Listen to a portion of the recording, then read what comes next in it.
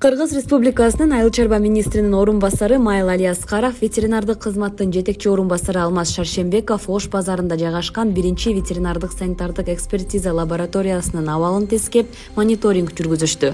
Жогоруда аталган лабораториянын ветеринардык адистери Айыл чарба министрлигине караштуу ветеринардык кызматтын 2023-жылдын 11 августундагы азык-түлүк базарларындагы ветеринардык санитардык экспертизалык лабораторияларынын маселелери жөнүндө 247 буйругун жана 2023-жылдын 21 сентябрындагы ветеринардык санитардык экспертизалык лабораторияларынын маселелери жөнүндө 280 буйругун такыр аткарбай мыйзамсыз иш жүргүзүп келгени аныкталды.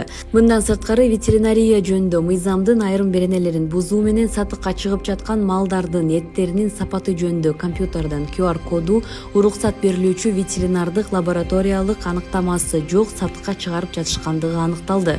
Мониторинг иштери жүрүп жатканда малдын эттерин ветеринардык санитардык жактан таза эмес, кол арабаларда жүктөп ташылып жаткандыгы, ошондой эле 4 уйдун кол жана сан эттери кир жерде илинип тургандыгы такталды. Ал эми койдун эттери жүнү менен автоунаада ташылып келгендиги дагы белгиленди.